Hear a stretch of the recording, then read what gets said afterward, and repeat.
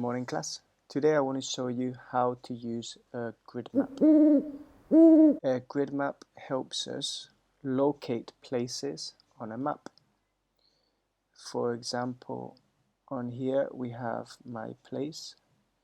If I want to locate my place, I need to use this grid map here. Okay?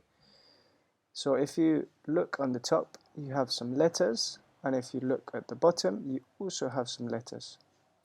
Now on the left and on the right, you have some numbers. The letters are our columns, so this would be column A. And our numbers, they are rows, so this would be row number 2.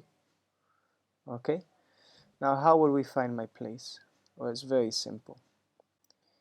If I want to find my place, I would tell somebody to go to C7. So go up C and to your right 7. And here you have my place on the map.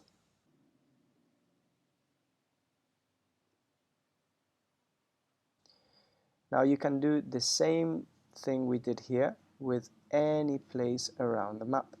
So let's try another example.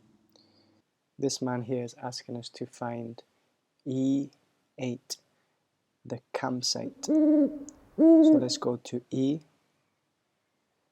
up here and 8, E8. This would be it.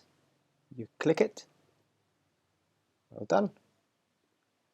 And here we have the campsite. Now I want you to try the same thing as I just did here. So you will need to open the link I attached.